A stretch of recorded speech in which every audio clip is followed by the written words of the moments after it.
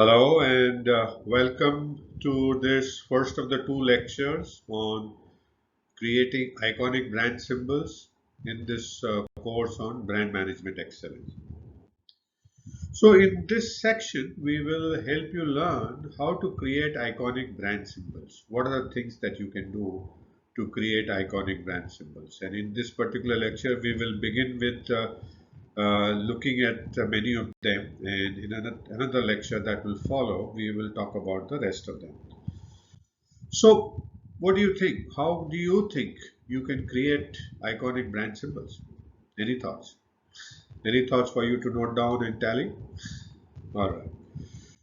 So, creating iconic and easily recognizable brand symbols require thoughtful design.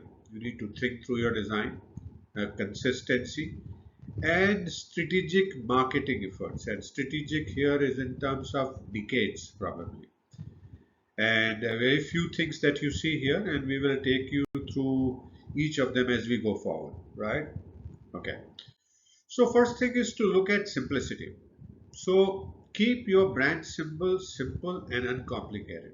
Uncomplicated and simple, as you see here, like Coca Cola, Yahoo, Samsung, MasterCard, Apple for that matter, Unilever, McDonald's, all of YouTube. So you have all these brand symbols that are simple and uncomplicated. Because a clean and minimalist design tends to be more memorable and easily recognizable.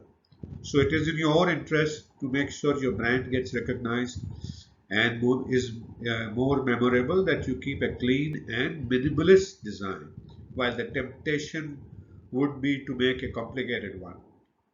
But whole idea is to keep the symbol simple and uncomplicated. Second thing you need to look at is ensure that your brand symbol is distinct and unique. As you see here, there are four pair of brand symbols, and they are overlapping, and they are not set apart from competitor. They are not distinct.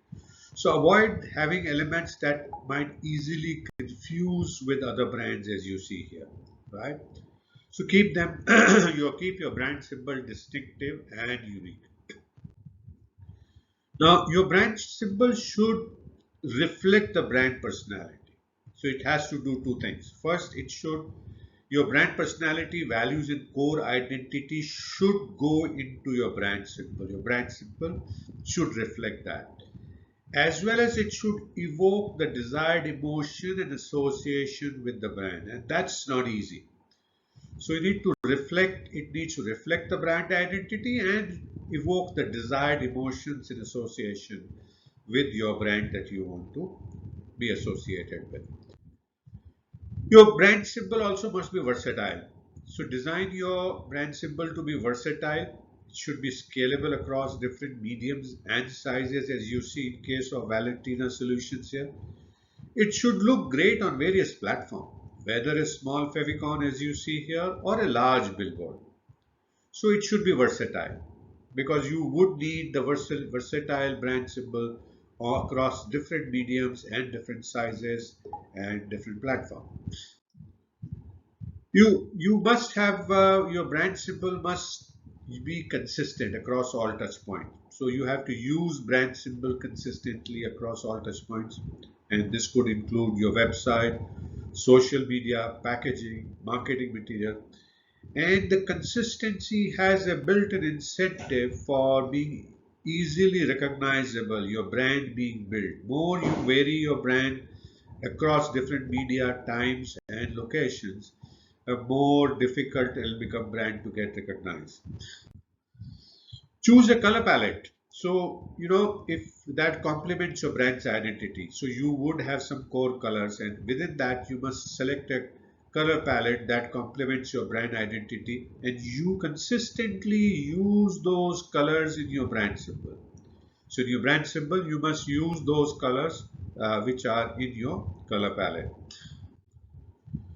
If your brand uses typography, select fonts, three things. Fonts that align with the brand's tone and style. So they need to be in sync. So you need to understand what is the style of your brand and the tone, and accordingly choose the right font. Make sure obviously that the font is easily readable. Now, you can do, if you get confused between, if you have a challenge between couple of brand icons options, conduct focus groups and test and get feedback from your potential customers on the design and appeal of your brand symbol, and choose the one that looks good to your customers. You could do A/B testing, you could do multivariate testing.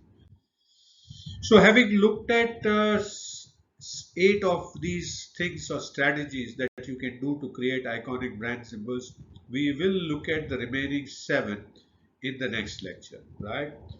So, thank you so much for watching this first lecture on creating iconic brand symbols. I hope you're continuing to learn new things, continuing to enjoy.